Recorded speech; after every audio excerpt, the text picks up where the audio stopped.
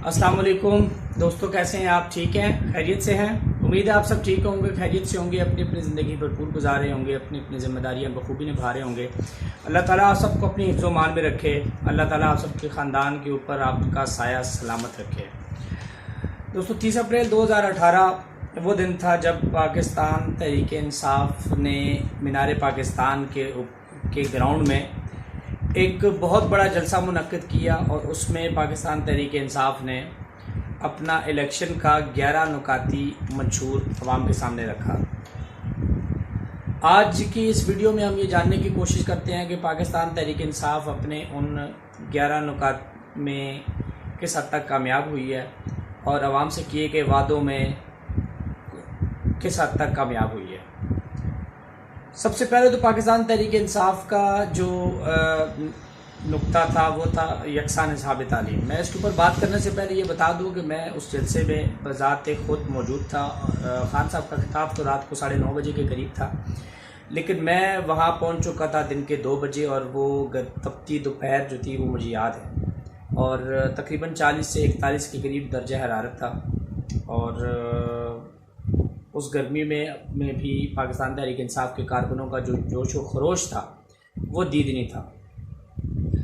तो अब हम बात करते हैं पाकिस्तान तहरीक इंसाफ ने जो नुकात दिए थे, 11 नुकात। उनमें सबसे पहला जो नुक्ता था वो यकसा निसाब तालीम का था। माज़रत के साथ पाकिस्तान तहरीक इंसाफ इसमें कामयाब नहीं हो सकी और पाकिस्तान तहरीक इंसाफ की जानिब से कोई संजीदा कोशिश दो जो सूबाई हुकूमतें हैं, चाहे वो खैबर पख्तूनख्वा है या पंजाब है, उसमें कोई संजीदा कोशिश हमें नज़र नहीं आई। पाकिस्तान तहरीक इंसाफ की जानिब से जो दूसरा नुक्ता था वो था हेल्थ इंश्योरेंस का, कि पाकिस्तान तहरीक इंसाफ ने ये अपने नुक्ता उठाया था कि हम आवाम की जो एक बहुत बड़ी तादाद है उसको हम 1 करोड़ के करीब उन्होंने दावा किया था कि हम लोगों को हेल्थ इंश्योरेंस कार्ड देंगे ताकि लोग बीमारी से, बड़ी जो बीमारियां हैं उनमें उनका इलाज हो सके। तो पाकिस्तान तहरीक इंसाफ ने इसमें खातिर ख्वाह कोशिश की है और आवाम की एक बहुत बड़ी तादाद को उन्होंने हेल्थ इंश्योरेंस कार्ड दिए हैं, हेल्थ कार्ड दिए हैं, जिसमें 7.5 लाख के करीब तक की जो अमाउंट है उसके में वो अपना इलाज करवा सकते हैं। वो कि उसमें मसाइल भी हैं, बहुत सारे ऐसे लोग थे जिनको वो कार्ड्स नहीं मिलने चाहिए थे लेकिन उनको मिल गए। कुछ केसेस ऐसे भी सामने आए हैं कि जैसे वो उन लोगों ने अपना कार्ड डॉक्टर्स को बेच दिया है और जिन लोगों को कार्ड्स मिलने चाहिए थे, कुछ केसेस ऐसे भी बहुत सारे होंगे जो मेरी नज़र में से गुजरे हैं, कुछ केसेस ऐसे भी हैं जिनको मिलने चाहिए थे लेकिन नहीं मिले। लेकिन उसमें इम्प्रूवमेंट की ज़रूरत है। ऐसा नहीं है कि इम्प्रूवमेंट की ज़रूरत नहीं है, लेकिन हम इसमें तहरीक इंसाफ को तकरीबन कोई 75% नंबर देते हैं। तीसरा जो उनका एजेंडा था, नुक्ता था, वो था रेवेन्यू जनरेशन का, यानी कि पाकिस्तान तहरीक इंसाफ ने जो नारा लगाया था कि हम टैक्स कलेक्शन करेंगे और टैक्स कलेक्शन के लिए टैक्स इस्लाहात ज़रूरी थी और डायरेक्ट टैक्स कलेक्शन के लिए तहरीक इंसाफ की कोशिश थी। इनडायरेक्ट जो टैक्सेशन थी उसकी जानिब उन बोझ कम करके इनडायरेक्ट टैक्सेस का डायरेक्ट टैक्सेस उन्होंने कलेक्ट करने का दावा किया था और वादा भी किया, लेकिन उसमें कुछ हद तक तो कामयाबी तहरीक इंसाफ को ज़रूर हुई है। लेकिन एक ज़ाहिर है ताजरों और हुकूमत के दरमियान एक बदएतमादी की फ़िज़ा कायम है और उसको दूर किए बगैर तहरीक इंसाफ ये अपना ये जो नुक्ता है इसको पूरा नहीं कर सकती। तो तहरीक इंसाफ को इसके ऊपर संजीदगी से गौर करना होगा और पाकिस्तान की बका का ये मसला है। बाकी उनकी एक अच्छी कोशिश थी जिसके नतीजे में उन्होंने 10 लाख के करीब एक साल में टैक्स जो पेयर्स हैं उनकी तादाद, उनको रजिस्ट्रेशन में इजाफा किया है। उसमें हम तहरीक इंसाफ को 50% नंबर देते हैं। आगे जाते हैं हम लोग करप्शन के ऊपर। इमरान खान की ज़ात की हद तक तो अभी तक कोई किसी किस्म का इल्ज़ाम सामने नहीं आया और इमरान ने अपने आप को काफ़ी हद तक इस जो इल्ज़ाम है उससे बचा के रखा है। तो काफ़ी हद तक इमरान की ज़ात के ऊपर अगर हम लोग बात करें तो वो तो ख़ुद तो इससे बरी ज़िम्मा है, लेकिन जो उनकी जमात है और जो उनकी सूबाई हुकूमतें हैं और जो इदारों में करप्शन है उसको तहरीक इंसाफ उस पर काबू पाने में अभी तक कामयाब नहीं हो सकी।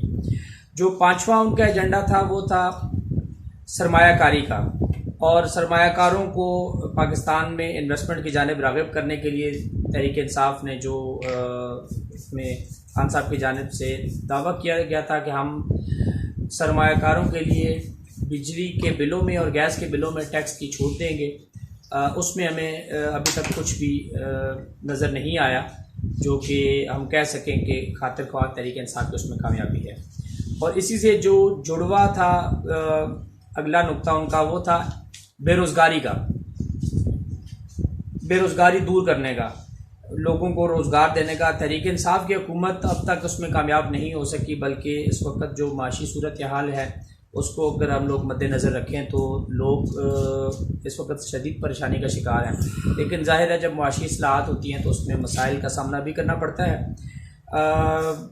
हम तहरीक इंसाफ की हुकूमत को यहाँ पे बतौर कारकुन ये सजेस्ट करेंगे कि इसके ऊपर ख़ास तौर पे ज़ोर दें, क्योंकि आपका जो सबसे अहम वोटर है वो आपका नौजवान है और इस मुल्क की जो ताकत है वो भी नौजवान है। और वो इमरान खान साहब से उम्मीदें लगाए बैठा है कि खान साहब उसके बेहतर मुस्तकबिल के लिए कुछ करेंगे।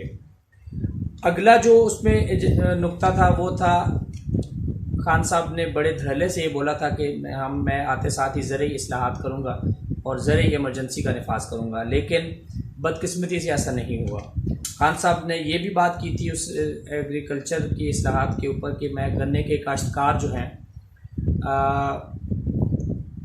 उनको जो शुगर माफिया है उनके इस्तेसाल से बचाऊंगा। लेकिन अभी शुगर माफिया की एक रिपोर्ट आपके सामने जो आई है उसमें एक बहुत अच्छा ये स्टेप खान साहब ने उठाया कि वो फोरेंसिक रिपोर्ट पब्लिक करने का जो उन्होंने स्टेप उठाया। लेकिन ज़रूरत इस अमर की है कि जो लोग इसमें मुलव्विस हैं उनको सज़ाएं दी जाएँ, उनसे रिकवरियाँ की जाएँ और आवाम को और काश्तकारों को उसका रिलीफ दिया जाए। तो इसमें हम 50% मार्क्स पीटीआई की गवर्नमेंट को दे सकते हैं जो फोरेंसिक रिपोर्ट आई है उसके ऊपर, लेकिन यह है कि 100% देना ज़्यादती होगी। उसके बाद खान साहब ने जो अगला नुक्ता उठाया था वो था मजबूत विफाक का, फेडरेशन का।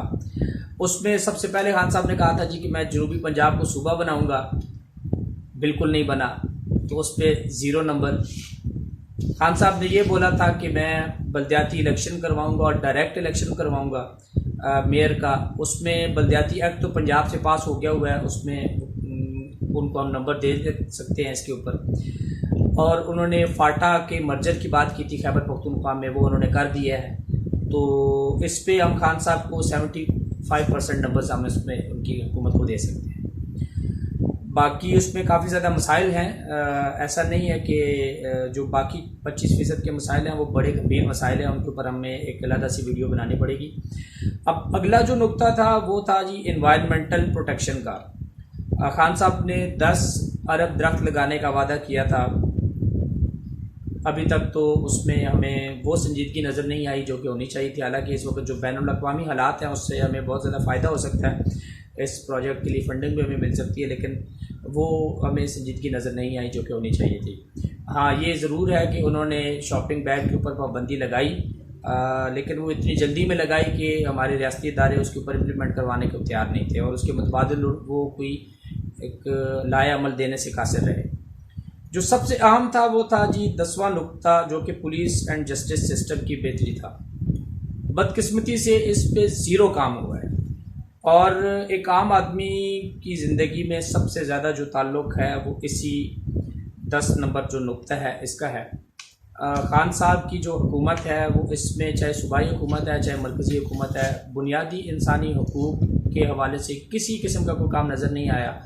और जो बुनियादी इंसानी हकूक़ की जो मिनिस्टर हैं हमारी शीरी मज़ाहरी साहिबा, उनसे ये खुसूसी तौर पे दरख्वास्त है कि आप इसके ऊपर ज़रूर काम करें और आप अपनी आँखें खोलें।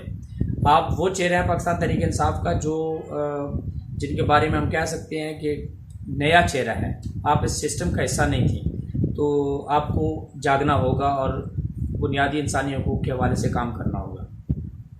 इसका जो आखिरी नुक्ता था वो था जी वुमेन एम्पावरमेंट का, ख़वातीन को बाइख्तियार बनाना। ख़वातीन को बाइख्तियार बनाने के लिए क्या काम हुआ है मुझे अभी तक कुछ भी नज़र नहीं आया, ना उनकी तालीम व तरबियत का कुछ काम हुआ, ना उनको बुनियादी इंसानी हकूक़ के हवाले से कुछ काम हुआ जो हमारी रियासत की ज़िम्मेदारी थी। ख़ास तौर पे जो देहाती इलाके हैं वहाँ पे, शहरी इलाकों के कुछ और मसाइल हैं, देहाती इलाकों के कुछ और मसाइल हैं। इस हवाले से हमें कोई एक मुकम्मल पॉलिसी रियासत की जानिब से या हुकूमत की जानिब से नज़र नहीं आई। मैंने दोस्तों अपनी जो इन 11 नुकात में अपनी जानिब से कोशिश की है स्वॉट एनालिसिस करने की। अब आप जो है वो पाकिस्तान तहरीक इंसाफ की ताकत को, पाकिस्तान तहरीक इंसाफ की कमज़ोरियों को, पाकिस्तान तहरीक इंसाफ की मौक़े को और पाकिस्तान तहरीक इंसाफ के लिए खदशात या ख़तरात को सामने रखते हुए आप भी अपनी मुदल्लिल राय ज़रूर दें। आपका ताल्लुक़ चाहे जिस मर्ज़ी जमात से हो, आपका ताल्लुक़ चाहे जिस मर्ज़ी तबका फ़िक्र से हो, आप अपनी राय देने में मुकम्मल तौर पर आज़ाद हैं। मुदल्लिल राय ज़रूर दें और हम सब को अपनी अपनी सियासी जमातों का ख़ुद एहतसाबी का निज़ाम जो है वो कायम करना होगा। जब तक ख़ुद एहतसाबी नहीं होगी हम सियासी कारकुनों की बजाय सियासी कारिंदे रहेंगे। आप सबका बहुत शुक्रिया। मैं आप सब की राय का मुझे बड़ी शिद्दत से इंतज़ार रहेगा। अल्लाह आप सबको खुश रखे। अस्सलाम वालेकुम।